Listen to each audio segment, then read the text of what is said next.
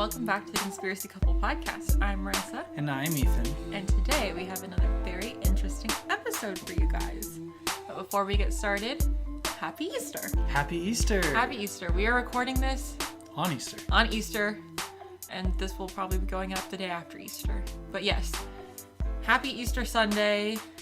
It's our favorite day of the year. It's my favorite day of the year. Well, that and Halloween are pretty close together, but that sounds bad to say. That I like Easter as much as I like Halloween. Easter candy's better. I don't know if that's a hot take, but it's a... I don't think it's a hot take at all. In this household, it's not, but outside it might be. It might be. Question of the day. Do you like Peeps? Ew. Okay, this is something that I'm really annoyed with. Peep haters are like the most aggressive haters. Peep haters are as aggressive as candy corn haters, and I'm like... Peep haters and candy corn haters, I feel like... maybe I can't say this, but in this household at least, they're one Peep haters and candy corn haters are the same person. Like the energy that you get when you say, I like Peeps, is the same energy you get when you say, like, I like candy corn. Because they're gross. No, they're not. It's objectively, like, people objectively like different candies. I love a marshmallow candy. I just think they're gross. To all our Peep haters out there, you need to chill. If you like Peeps, let us know. Anyways, thank you for tuning in. Happy Resurrection Sunday. Happy Easter. Before we get started, of course, we got to shout out our social media. If you are not following us on Instagram and YouTube, you should do that. Instagram is Conspiracy Couple, and that's where we post pictures of ourselves. Updates for when we post the show, pictures of our cats, all of that you can find on our Instagram, Conspiracy Couple. Yeah, she had to make sure she said it twice. I forgot that I said it the first time. You did. Yeah, okay, well. And our YouTube, if you're not watching us on YouTube, you should subscribe to us on YouTube. And if you are watching us on YouTube, hello. Hi. Our YouTube is Conspiracy Couple Podcast, so make sure you subscribe, turn on post notifications, and give us a like on our videos. A like, if you please. I think that's all the updates I have. Good. Okay, well, I'm ready to just get into this. Okay. This intro's been so long. It hasn't been that long. It feels long. There's one podcast that, like, their intros are like 35 minutes. I'm like, that's like the whole episode. Yeah. Get into the topic, okay? Anyways, this week we're going to get into it. We are going to bring back a segment that we haven't done in a very hot minute. The only segment we've ever had? No, we've had a couple segments. Remember, we've had Medicine with Marisa. Those weren't really segments. Those were part of the episode. You just called them a certain thing. There was Medicine with Marisa, and then what else was there? Geography? Oh, Geography with Marisa. You weren't very good at that, though. No, I wasn't. Anyway, so I'm assuming it's conspiracy news. It's conspiracy news. We have conspiracy news. You guys are probably missing that one, weren't you? It has been a little bit dry I'll be honest, world. I didn't miss it. Okay, well, I'm not surprised. Because you're a hater. But it has been a little bit dry in the world of conspiracy news. And besides that, we haven't really had time to, like, do much digging. I never did any digging. I haven't had time to do much digging, so this news fell into my lap, and I'm just going to lay it out. So the last time we had conspiracy news, that was our season 2 opener. And wasn't our season 2 opener just conspiracy news? Our season 2 opener was just conspiracy news. And that was because the Pentagon had released some documents about UAPs or UFOs. Yeah. So we are bringing the segment back. Supposedly about that. Yeah, because the Pentagon has recently released more documents concerning UFOs. Do they actually say something this time? They do. So on April 5th of this year, so 2 weeks ago, over 1,500 pages were released by the Pentagon as part of the Freedom of Information Act. And these documents were apparently released nearly 4 years after they were requested in 2017. Oh. So these documents were part of the AATIP. Wouldn't that be 5 years? ATIP. Huh? Wouldn't that be 5 years? I don't know. 2017 to 2022? It depends on the time. The dates. I guess. Anyways. So the ATIP task force, or the Advanced Aerospace Threat Identification Program, and that ran from 2007 to 2012. So that's the program that they talked about on the 60 Minutes special, and the one that they talked about in all those videos. Yeah. Right. So these documents contained reports of strange injuries that people who had contact with UFOs or anomalous vehicles had sustained, with 42 cases straight from medical files and over 300 unpublished cases. Okay. So this report was called Anomalous Acute and Subacute Field Effects on Human and Biological Tissues. Some cute effects. Some cute alien effects. It should just be injuries. But of course, they have to give it this long name, so we have to like actually think about the name to realize what the thing says. Just some cute effects. Cute effects. So some of the injuries reported include burns or other injuries related to electromagnetic radiation, with some indicative of being caused by energy-related propulsion systems. And other injuries include heart, brain, or nerve damage, heart palpitations, headaches, and unaccounted for pregnancy. Whoa. The report also detailed alleged effects of UFO contact from the years 1873 to 1994 that had been put together by the Mutual UFO Network, which is a civilian group that studies reports of UFO encounters. So some of the reports detail side effects, like I said, unaccounted for pregnancy, apparent abduction, paralysis, perceived telepathy, teleportation, and levitation.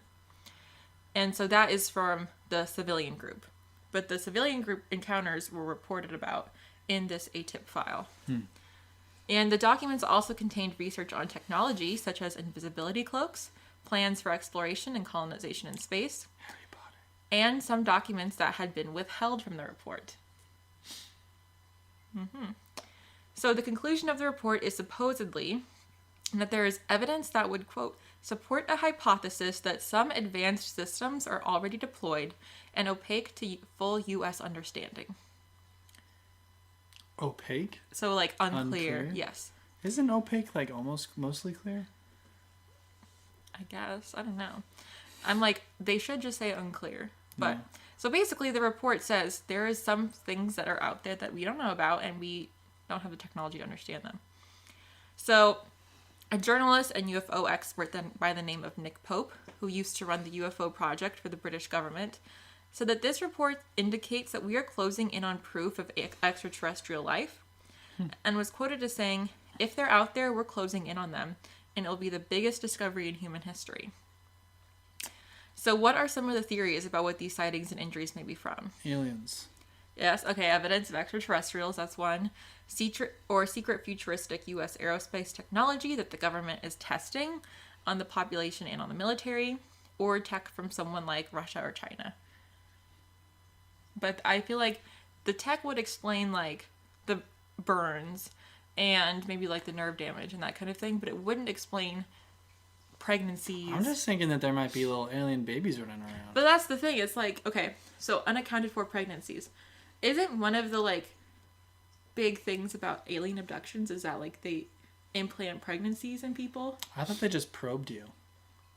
Well, they do that. But they, like, will abduct you, probe you, like, implant, like, genetically engineered I don't know fetuses. about that. But maybe. Yeah. I don't really know. But my I don't thing know why is, you're asking me. My thing is, I want to know, like, maybe this is, like, not quite as ethical because they're minors, but I want to know. I'm concerned about what you're about to say. No, like, the reports on what the children's health status is like. Oh. Or if there's been any, like, testing done on them to, like, look at their genetic makeup or anything to, like, see if there's any anomalies. That's what I'd be concerned about. If there's unaccounted for pregnancies, I want to know, one, are they doing a paternity test? I mean, I guess they don't. If they don't even unaccounted for, I would assume means that they didn't have sexual relations and don't know who the father could be. So I don't even know if they would have any DNA to do a paternity test. But I would want to know, like, has anyone done testing on the child after it's born to see its genetic makeup? I'm sure they did. But maybe that's part of the pages that were withheld. Yeah, I'm sure. But, I mean, 1,500... Like, the last document, remember I read the whole thing, 6 pages. Right. And 3 pages of appendices. Right. This is 1,500 pages. I mean, of course we could have 6 pages and 1,400 pages of appendices.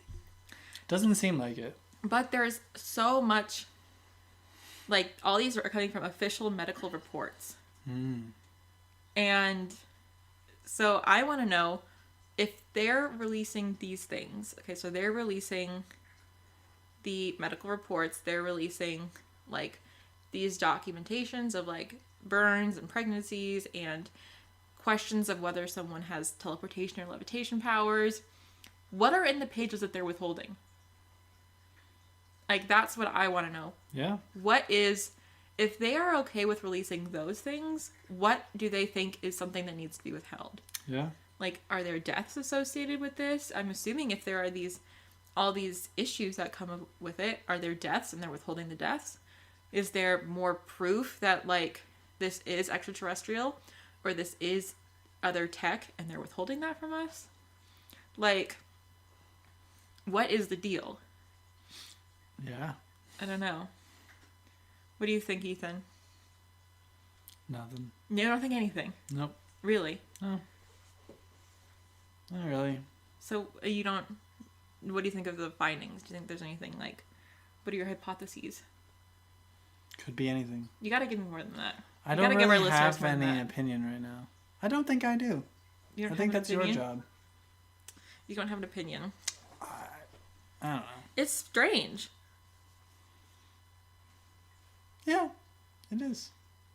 Okay, well, I will say my thoughts because Ethan is being difficult right now. Every time something like this comes out, I kind of move like closer and closer to like the believer side, like the extraterrestrial believer. I'm like, it's crazy and wild and scary that the government has proof of UFOs, but then they have like these reports of injuries and like major things that they've withheld. And the thing is, if anyone like talks about it in the media, like if anyone like comes forward and says, I think that I was abducted by aliens, or I think I had an encounter with something and then I have the X, Y, and Z physical effect, the media is going to say that they're crazy. Like, people are going to say you're making this up, you're like out of your mind, when the whole time they're saying you're crazy, but they have these documents, they have hundreds and hundreds of reports that they're like, yeah, we actually can't like say what they are, but we know they're related to UFOs. So it's like all of these years, people come forward and say some things that kind of align with this, and the general thing is to say this person is crazy, or they're making it up, or they're having like a mental health issue. It's like, that makes me mad. One, it's like that these people, they have these reports, they have this proof, they're withholding it while allowing people who actually have experience of things that are in the reports to look like they're crazy. And it's like, these things go back from the 1800s. And so it's like, they're allowing these people to be demonized and like made fun of in the media or in popular culture, but the whole time they have this proof and they're withholding it. And then I'm just like, well, what are in the withheld pages? What else could be bigger or worse that they're not telling? I mean, this was released in the Freedom of Information Act. What's so big that they are going to defy that act and like not share it? Probably just government secrets, like things that they don't want other people to know, like things that they're doing.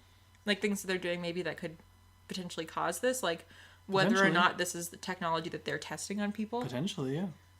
And see, that's like, I don't really trust the government. That's not a secret. I don't trust the government. I don't think that career politicians have my best interest in mind. But it's just like, this is not, if they probably are withholding something like either deaths or like something that could prove their culpability in relation to these things.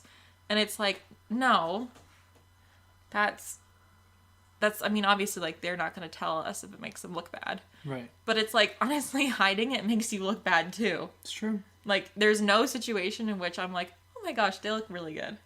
They're really doing the right thing here. Like, there's no situation in which that happens. Yeah. But it makes me feel like, oh, I'm kind of moving more and more into the maybe extraterrestrials are real. And maybe in our lifetime we will conclusively discover that. Which would be pretty cool, I think. Maybe. I don't know. Anyways, let us know what you guys think of these findings, of these documents. Let us know if you guys think like this indicates something, or if you guys are maybe moving to the believer camp, and let us know what you think could be in the withheld documents. And of course, if there is more that's released, we will keep you posted. But yeah, I also find the timing of when they released it to be very interesting, because they know that there's more important things going on in the media. Like, there's bigger things that have been happening in the world. And so there's a lot of, like, media saturation or, like, news saturation. Where it's like, there's so much going on, like, I can't take in all the information. Yeah, but there always is. There always is, but, I mean, I don't know. I just am feeling some type of way. So let us know what you guys think. And so we are now going to shift to our main topic of the week.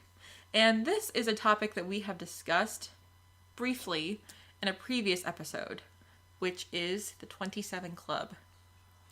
So, Ethan, I don't know if you remember, but when we did our Kurt Cobain episode, you remember that we brought up this idea. I do. And so today we're going to do a deeper dive into the topic of the 27 Club.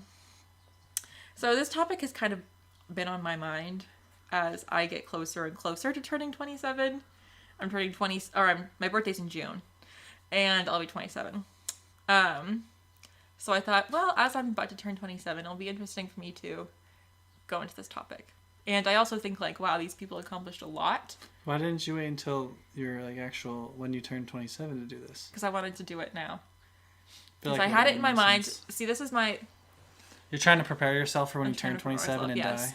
Yes, for when I become very, very famous and talented by the time at 27 years old. In the next month. Yeah, in the next couple months, I need to become a very talented and famous musician. You really only have 1 month. Yeah, I need to be a very famous and talented musician. Maybe a month and a half. Yeah. So you hear that, guys. No, I don't want any part of this club. But, yeah, I don't know. I think part of me also thinks, like, wow, like, you look at these celebrities and you hear that they died at 27, and I think because they accomplished so much and they lived so fast, you think, oh, they're much older. But now that I'm almost 27, I'm like, I feel so young still. Like, I still feel like I'm in college. I mean, I am. But it's just very interesting, like, kind of a perspective. You wouldn't know. You're not there yet. So, Ethan, have you heard anything about the 27 Club? Yeah, it's when you turn 27 and die. And it's like a bunch of famous people. That's a very simplistic thing. And you turn 27 and you die. People think you like they did like a deal with the devil to get their fame or something. Okay. Here, okay. Can you've ranted 7 times this episode. Today. Yeah. Every time you ask me what I know about something, and then when I actually say something that's right, you say, hey, calm down, don't say that. If you don't want me to say anything, then don't ask me. Because what if I actually know stuff? You're right, you do know stuff. You're right. You're very right, Ethan, you know things. Anyways, good job. I don't know anything about the 27 Club. No, answer honestly. You already answered honestly. I know. Okay, anyways. So, good job, Ethan, you were correct. The name of the 27 Club is the name of a group of musicians, typically musicians, but also other famous people and celebrities who have tragically passed away at the age of 27 and have all been grouped together into this club. So the idea of the 27 Club first really became well known after Kurt Cobain passed in 1994, and then it gained renewed interest after Amy Winehouse's death in 2011. Amy Winehouse was only 27? Yes, she was 27. I know, I didn't know that either. I thought she was older. So, yeah. The first death that is attributed to the 27 Club is blues singer Robert Johnson. So we're going to be talking a little bit more about Robert Johnson than we are about some of the other celebrities, and that's because his death really kind of signaled the beginning of, like, the lore, or, like, kind of some of the ideas around it. So Robert Johnson was born in 1911 in Mississippi, and passed away at age 27 in 1938. And he was the guitarist and a blues singer who wasn't very popular while he was alive, but he was able to record 29 songs between the years 1936 and 1937.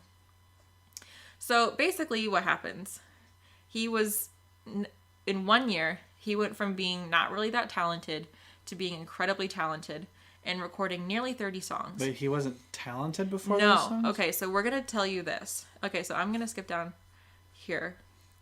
But basically what happens is he decides he wants to be a musician at the age of 19. So when the first time he gets on stage, he performs his music, he was apparently booed off the stage and laughed at. Oh. So part of this could be because he wasn't talented.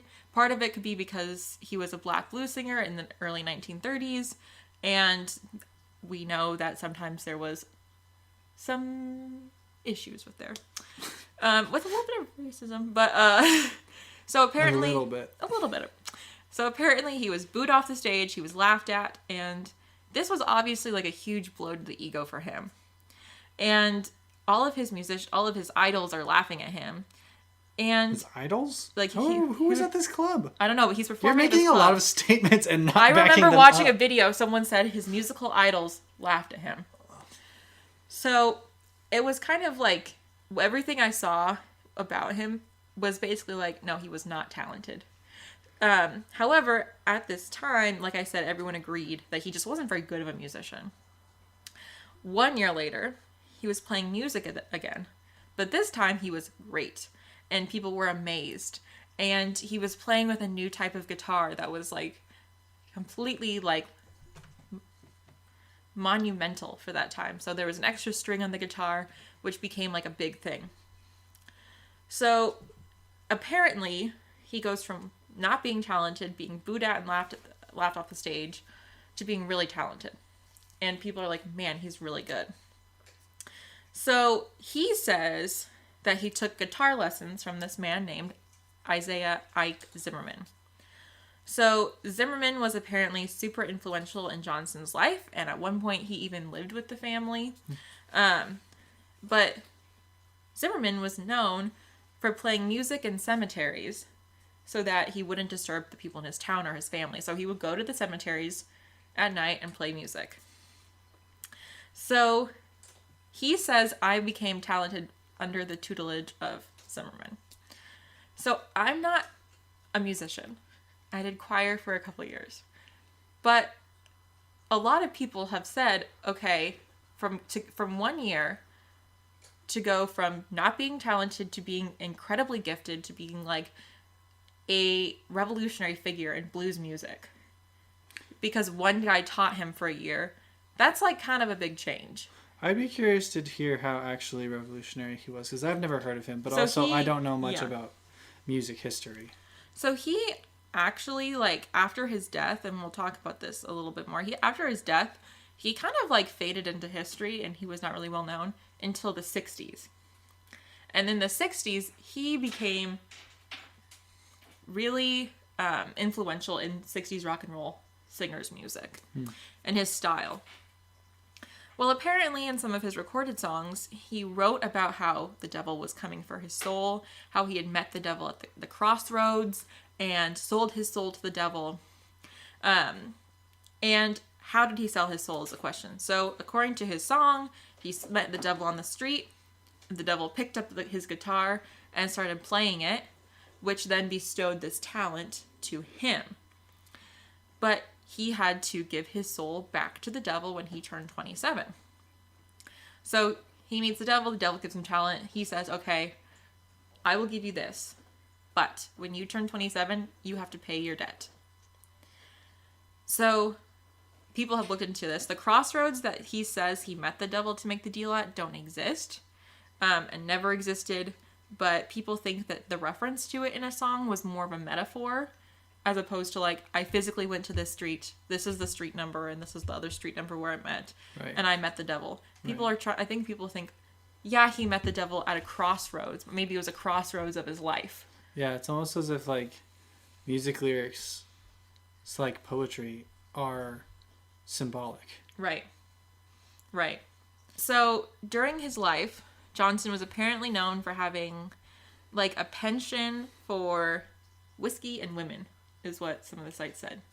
Wow, sounds very different than any other celebrity or musician. A musician that likes to drink and crazy and has a lot of female companions. That's wild. This guy is so different. I know.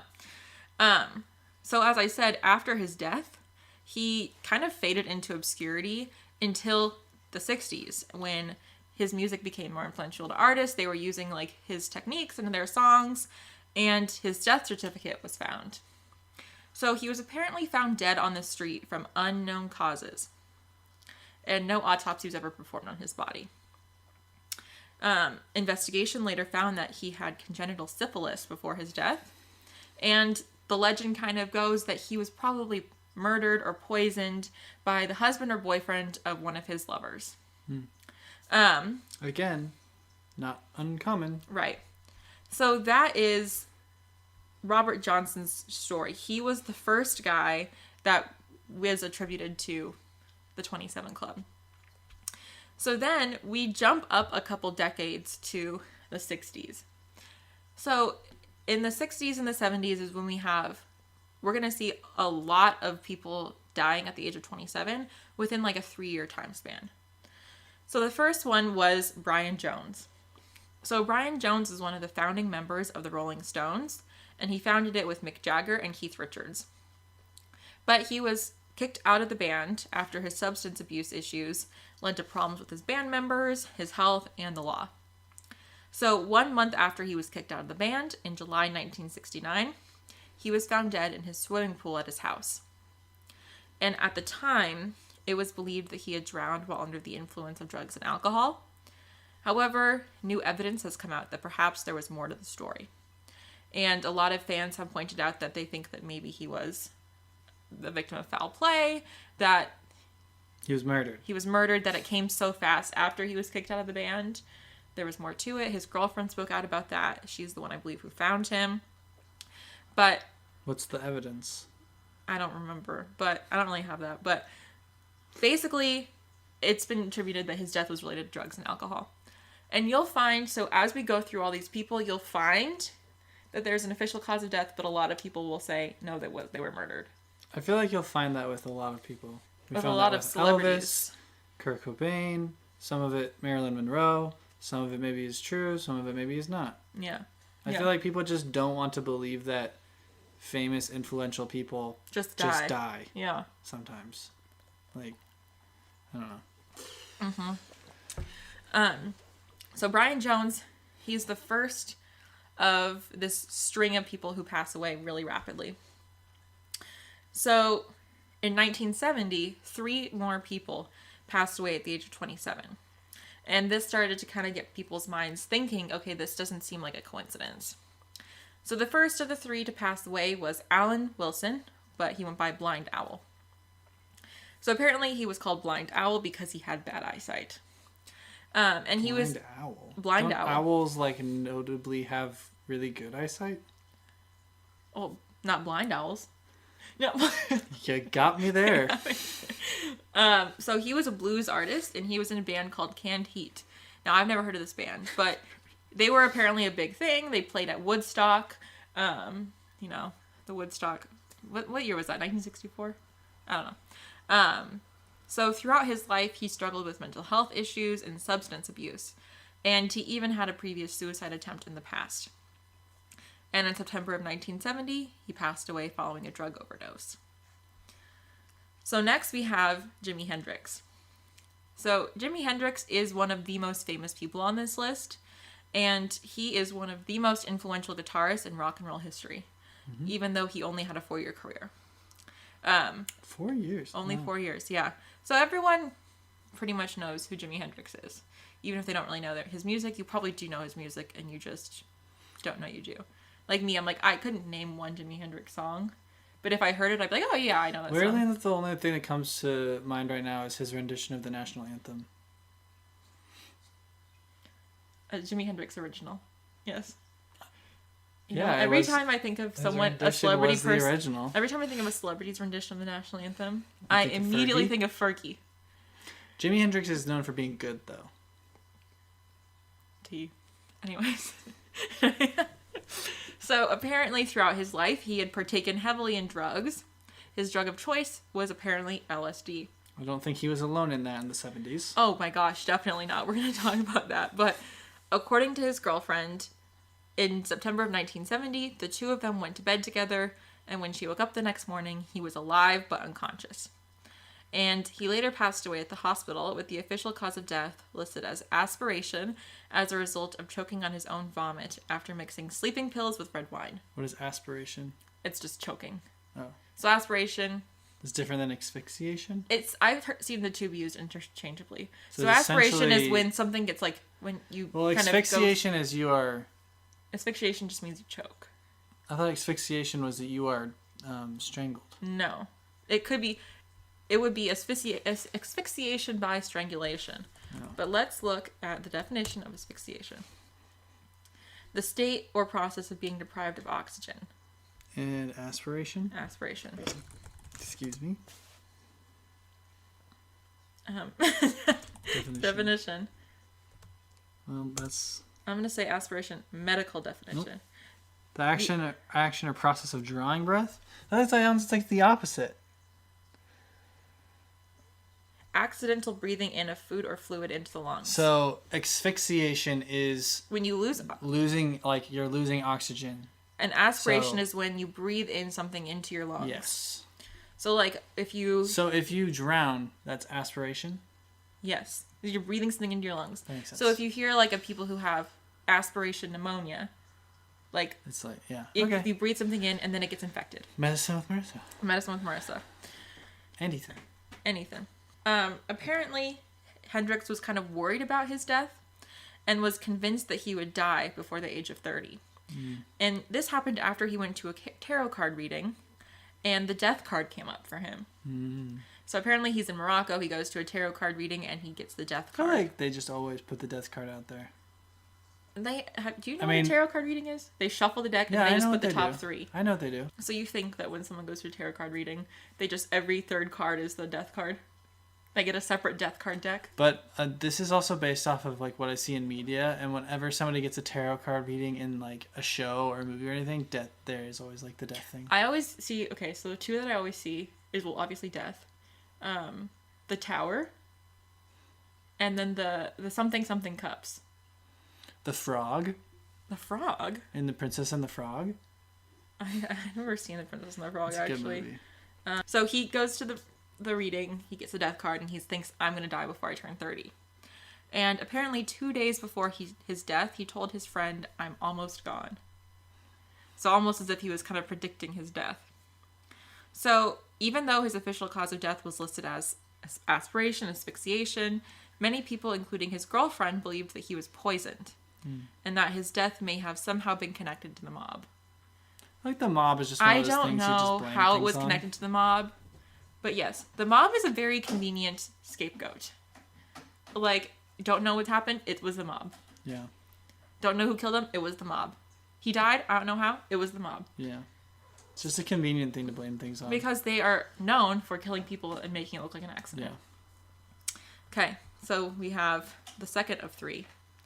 The third of three is Janis Joplin. And Janis Joplin, as we know, was an incredibly famous singer, and she was known as the Queen of Rock and Roll. And she was the last artist to pass away in 1970 as part of the 27 Club.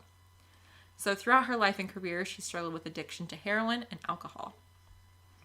And in October of 1970, she passed away from a heroin overdose in her hotel room. And the heroin was not found in the hotel room initially, even though it was shown on her autopsy, but it was revealed that her friends actually took the heroin from the hotel room and then later put it back in when they realized that it was going to show up on the autopsy anyways. So apparently she had died because the heroin she had used prior to her death was much stronger than what she would usually use, as other people who had bought from the same dealer had also died. However, like Hendrix, many of her friends believed that there was more to her death than just an overdose. And her death was only 3 weeks after Jimi Hendrix's death. So here's the thing. So in 1970, we have 3 people who pass away. The first, Alan Wilson, he passes in September of 1970. So then we have Jimi Hendrix, also in September of 1970, and we have Janis Joplin in October of 1970. So it's not just that there's 3 people who die in 1 year. It's like in 2 months. Yeah. Probably within like 5 or 6 weeks of each other. Yeah. So people see this and they're like, this is just more than a coincidence. So then we have Jim Morrison. So Jim Morrison was the lead singer and co-founder of The Doors. And he was known to have a problem with alcohol. And his behavior on stage and off stage had become very erratic. So he was known for being late to concerts.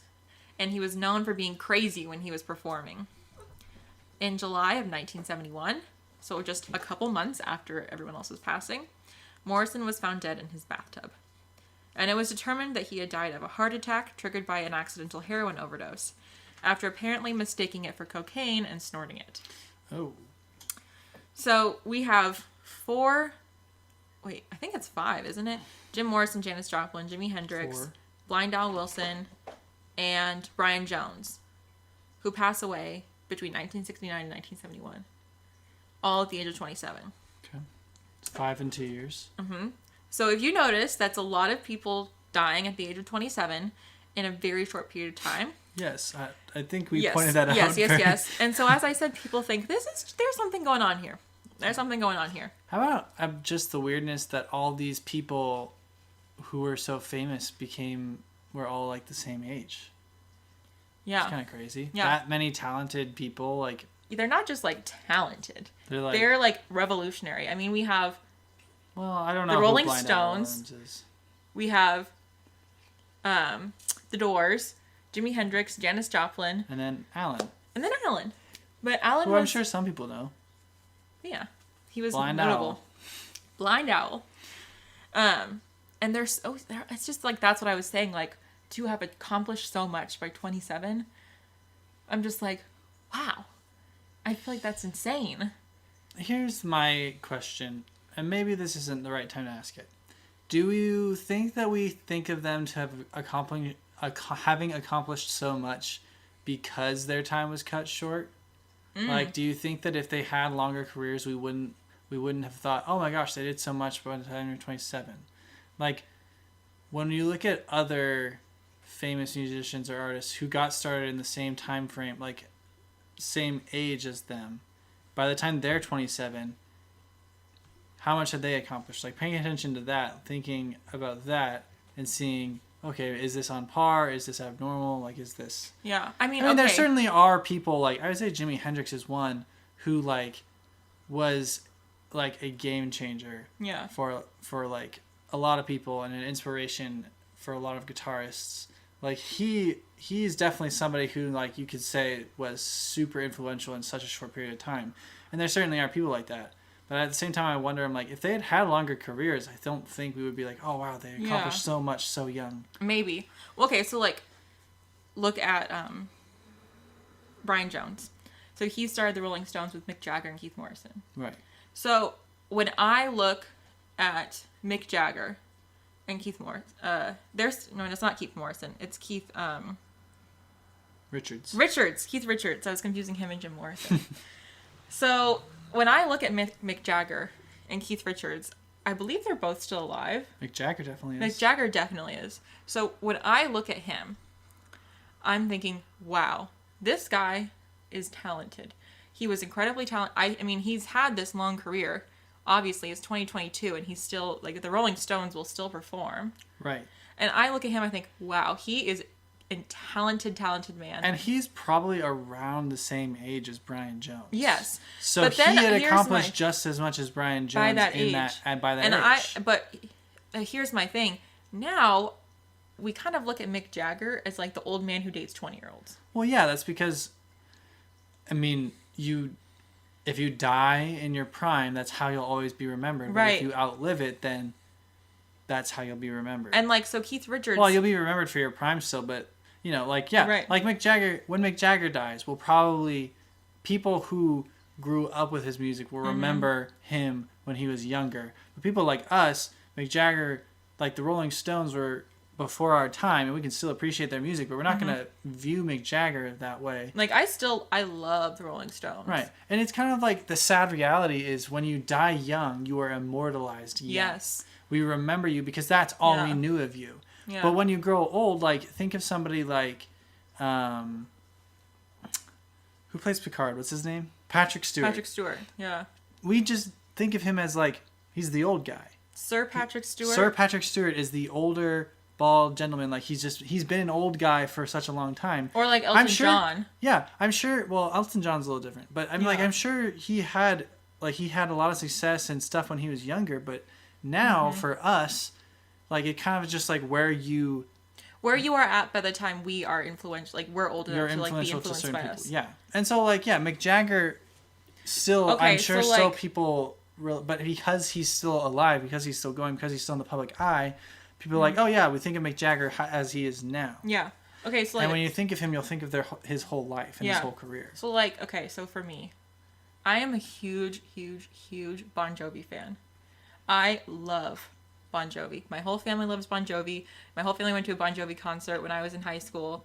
I think I cried because I was just like, I love this man so much. So...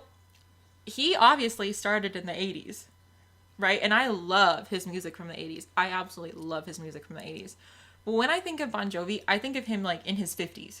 Right. Like now. I think, okay, Bon Jovi in his 50s. My mom, when my mom thinks of Bon Jovi, she thinks of him in the 80s. Well, and then so maybe something that's be a better example is somebody like Dave Grohl. Oh, yeah. When you think of Nirvana, you're going to think of Kurt Cobain. Mm-hmm. When you think of Dave Grohl, you're probably going to be thinking of the Foo Fighters. Yeah. Because of the career he had after Nirvana, because of the success he had after. Yeah. Like if Kurt Cobain had lived longer, who knows what we would know him for? Who knows? Like, do you think that... I don't really remember that. I don't really know any of the names of the Nirvana albums, but the Nirvana albums that are so popular, would they still be the ones that we go to, or is that just because those were the only ones we got? Right. Yeah. And so like I think the idea of immortalizing people when they're still young in their prime. Yeah, you're immortalizing them. Because you're not getting anything else. Yeah. Because you're not getting more projects. You're not getting more music. Like somebody like Michael Jackson, who had a long career and still died relatively young, but he had a long career. So we think of his entire career. If he had died at 27, we'd be thinking of the Jackson 5 and his earlier albums. But now we have such a long... We have Thriller. Yeah, we have a history with... Well, we probably... How old was Michael Jackson? I don't know what he was when he released Thriller. How old was Michael Jackson when Thriller came out? Yeah. Well, you should just... He was 24. 24. So we would have had Thriller. So like those type of songs we would think about, but we wouldn't think about like his later songs, like Man in the Mirror is probably one of the later songs that's like super popular. I don't know. Anyway, my point being, like I think that we think about these people differently. Yeah. And I don't think that's a wrong thing, but I think we think about these people differently because their lives and their careers are so short. Yeah. And we don't compare them and say, well, the people who lived longer and had longer careers, just as accomplished as them, but because they lived longer and had longer careers, we don't realize that, like, we don't think of them in the same way. Yeah. Okay, that's actually a good segue to Kurt Cobain. So Kurt Cobain, we did a whole episode on him. But his death in 1994 was the one that really put the idea of the 27 Club on the map. So... Was there no 27 Club deaths in between the 70s and Kurt Cobain? There were. Oh. There were about 50 people on the list. Oh. I just didn't put all of them in. I put like the most famous, yes. But there were at least 50 people. So after his death, his mother apparently spoke out and said that she had warned her son not to join that stupid club. So... At the time, people thought that it was because he had a family history of suicide. Mm-hmm. And so she had warned him not to join that club of... The suicide? The suicide, yes. Yeah. But it later came out that she was referencing the 27 Club. That she had warned him not to join the 27 Club. So, the official cause of death is suicide. Right, but I can also think... Here's my thing with that. I don't know if that's necessarily something that I think is necessarily... evidence of there being some sinister something going over the 27 Club, because in my mind, if the 27 Club is something that's known about, and Kurt Cobain, as we talked about in our episode about him, was somebody who struggled with mental health and drug use, she obviously knowing that is going to say, and knowing the history of the 27 Club specifically with musical artists, like She's saying, don't be like these other people who did this. Yeah. Like, you need to get help. If I was a mother, I would say something like that, like, too. you need to get help. You need to get healthy. Don't join the 27 Club. Don't be another one. Don't be another person who dies young. Yeah. So, like I said, official cause of death is suicide. And in his suicide note, he actually wrote a lyric from a song that says, "It's better to burn out than fade away." And that kind of, I think ties back to being immortalized while you're in your prime. So he wrote, "It's better to burn out than fade away." And some people believe that he ended his own life to join the 27 Club. I don't know about that one. And if you listen to our episode, you will remember that there was a lot of controversy and people are still asking the Seattle Police Department to open his case because they feel he was murdered. Yeah. And he's also somebody who never wanted to be famous. He wanted to make music. Right. He wanted to be like an influential figure. So the idea that he would sell his soul to the devil for fame isn't necessarily consistent with his character. Right. So after Kurt Cobain's death, people are really thinking about this, and this is when that idea comes to the public, like the public mind. When it leaves like the conspiracy theories and enters into like the public sector. Yes. So then the next big one is Amy Winehouse. So she was a famous English singer and songwriter, and she had a well-known issue with drugs and alcohol. And she would sing about it in her songs, such as her most famous song, Rehab, in which she sang about her refusal to go into treatment for alcoholism. So apparently in 2008... They try to make me go to rehab, but I say no, no, no. That's right. Apparently in 2008, at the age of 25, she spoke about her fears of joining the 27 Club, and even told her friend that she thought she would die young. So on July 23rd, 2011, she was found dead in her London apartment by her bodyguard at the age of 27 from alcohol poisoning. However, some conspiracy theorists question whether this was a death caused by the Illuminati. Why did the Illuminati want Amy Winehouse dead? Why does the Illuminati want anyone dead? But Amy Winehouse wasn't like a radical person, I feel like. She's just like a talented artist. So, like I said, of course, like these are not the only people in the 27 Club. Some lists say that there's 50, some lists say that there's more. And statistically or typically it's musicians. But of course, they have now expanded that to artists, actors, and other famous figures. So after Amy Winehouse died, a group of scientists actually performed a study, a statistical analysis, to see if famous people or creatives or artists are more likely to pass away at the age of 27. So this research was published in the British Medical Journal. And they looked at 57 singers who were at risk of joining the 27 Club, and only 3 people on the list died at 27. So then they widened their search and looked at 10,000 musicians from the years 1956 to 2010 and found that only 1.3% died at the age of 27, indicating that there was no statistical significance there. However, they did find that musicians have a 2 to 3 times increased likelihood of dying between the ages of 20 and 30 than the general British population. Huh. So though there was no statistical significance to say the 27 Club is real, they did find, yes, these people do tend to die younger than the average population. So what is behind the 27 Club? So this is where we get into the actual conspiracies. Okay, so astrologists actually have their own idea about what is behind the 27 Club, which is something called Sate Sati. Sate? Sate Sati.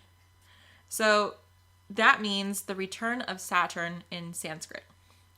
So personally, I'm not really into astrology, but the basic idea is that all of us are influenced by our position in relation to the planets and their impact on our lives. Mm-hmm. Specifically, like their position when we're born and, throughout our time. Right. So the planet Saturn apparently has a lot of negative effects on a person's life and mood, which includes depression and an increased likelihood to engage in reckless behavior. So people who believe in this state that the planetary impact begins on a person's life at the age of 27, due to the fact that its impact is the strongest when it gets closer to the same position that it was at our time of birth, and that the impact is on every person, not just famous people. So the full orbit of Saturn takes about 29 years, but its impact begins to be felt at 27 as it moves into position.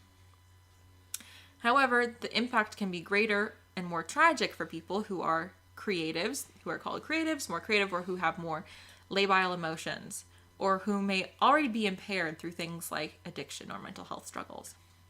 So that's one theory, is that it's the return of Saturn. Saturn. Yes, and I think that kind of came up a little bit in our Kurt Cobain one, was that he may have been impacted by Saturn, which causes people to engage in more reckless behavior. Wouldn't that mean that this would only happen every 27 years or so? No, because it depends on where it was at the time of your birth. Oh, yeah, okay. So if all these people are the same age, that means that Saturn would be entering into its position of alignment at the same time. So, well, isn't it? It's dependent on the person. Right, but then when you look at all the people who were born in 1969, 1771, they're all 27. Yeah. So another theory, of course, is the result of people selling their souls to the devil to achieve talent. So we talked about the first one, Robert Johnson, and how a lot of people thought that there is no way he could have become talented unless he sold his soul to the devil. So in my readings, and if you've grown up in this world, you know that historically rock and roll has always been linked to the occult or to Satanism, with concerned parents calling rock and roll the devil's music. I know a lot of people, if they grew up in like Christian homes, specifically in like conservative Christian homes or in the South, parents wouldn't let their kids listen to rock and roll because they thought that rock and roll would influence their kids into bad things. My home was not like that. We listened to a lot of rock and roll. Mine too. In our house. So, and I think we turned out okay. I think we turned out pretty good. Time will tell. Time will tell, I guess. Mom, what do you think? Just kidding. I know Susan doesn't listen. No. But, so rock and roll historically has been tied to, called Satan's music or the devil's music. And within celebrity culture, there's always been ties or concern of ties to Satanism or to the occult. I mean, just think of how many performers have used pagan or like satanic imagery in their performances, or people will call out and say, this person, what they're saying shows that they're like with the devil, they're sold the devil, or they're glorifying Satanism. So I think that that's always been something linked to rock and roll, and these people are all rock and roll singers. Or blues, or because blues came before rock and roll. Yeah. So, and they were all kind of revolutionaries in rock and roll, and when someone was a revolutionary in rock and roll, they are satanic or something. And I think people also don't think that you can have, that's unnatural to have incredible talent in certain areas, which it is, but some people are just naturally or unnaturally I don't think it's unnatural. Way more talented than us. I think some people have great talent and also have the drive and ability to cultivate that. Yeah. Some people are just naturally incredibly gifted. Yes, some people are, but it still takes like work Yes. to get to a certain level. Yeah. But yeah, I mean, we're all born with different talents and skills. Right. And then we have to just cultivate those. Yeah. So that's another theory. Another theory is that it's nothing more than a coincidence, with a lot of notable people who died at the same age, who lived fast and dangerous lives, and engaged in high-risk behaviors. So as far as we know, every member of the 27 Club died as a result of either suicide, substance use, or accidents. And we also know that the 1960s and 70s were prime time for a lot of drug use, specifically in the music scene. We have LSD is becoming really popular. A lot of these drugs are just more common, and the 60s and 70s, that's kind of what we think about, like free love and drug use. And it stands to reason that if a person engages in these behaviors, there is going to be an increased risk of overdosing or passing away. Yep. So that's another theory, is that it's just a coincidence. These people engaged in high-risk behaviors, and there was then consequences for that action. So there is also something rising in the media that I saw. It's called the 21 Club. And this is specifically a club for rappers who die at the age of 21. So two rappers that are part of this club include Lil Peep and Juice WRLD. And Juice WRLD even wrote a lyric in one of his songs basically saying that he wasn't going to be in the 27 Club because he wasn't going to make it to 21. So people are kind of starting to see rappers passing away younger, and they're associating them in the club. And the 27 Club is part of popular culture. A lot of singers have written about it. It's like in a lot of lyrics, there's movies about it, there's books about it, there's all this lore and, I guess, suspicion around it. So, as we start to wind down, Ethan, what do you think of the 27 Club? I mean, in my mind, it's kind of like a coincidental thing. That last theory that you talked about is definitely where I would land. Because, yeah, I mean, every single one of these people that we've talked about have had drug use and like other factors in their lives that I think could cause them to either get to a place where they commit suicide or accidental overdose or whatever. Like, even then, it could still be murder. Like, sometimes people just get killed, you know? Yeah. And so I would just fall under, like, the fact that they all died at 27 is pretty wild. But at the same time, I'm like, dying young, especially for people who are involved in that world and use hard drugs. Like, hard drugs are not good for you. Right. There's a reason they're all illegal. And they, like, the addiction factor and everything else with that. Like, yeah, it's just, I feel like it's pretty... It seems pretty clear to me that I don't think it's anything sinister. I think it's more just the lifestyle is not healthy. Mm-hmm. Yeah, I feel the same way. I definitely feel like, well, one, I think the statistical analysis is really interesting. Yeah. I do think that when you engage in the lifestyle that a lot of these people engaged in, there are going to be risks that come with that. And it's just a fact. And when, like, the rock scene of, like, the 70s was, like, wild. Like, the Wild West. And especially with all these people, they got their fame young. Like, the fact that they were as famous as they were at 27 is because they started so young and because they got into the industry so young. And when you're that young, young people make dumb choices. And when you're given that leeway or put into that world, you're going to make a lot of dumb choices. And you don't, like, fame is something that can have a lot of really negative impacts on people. Yeah. Like, young people who are famous don't know how to handle it because it's just, like, it's such a different world. Yeah. Yeah. And so it's very tragic, but I do think that it's just a coincidence that it's, people who engage in high-risk behaviors and who have these crazy, crazy lifestyles, that it would stand to reason that a couple of them would feel the impact of that. Yep. But as always, of course, we want to know what you guys think of this theory. Do you believe that there's anything to the 27 Club or that it's just a coincidence? What about the 21 Club? I kind of want to hear you guys' thoughts about that. You only named 2 people. I only named 2 people, but I think I would be interested to hear if you guys have any thoughts about the 21 Club or the 27 Club. And of course, thank you guys for tuning in and listening. Make sure you share, like, subscribe, give us a 5-star review. I just kind of just, like, jumbled all of that in my head. But anyways, happy Easter. Thank you guys for listening. Bye. Bye.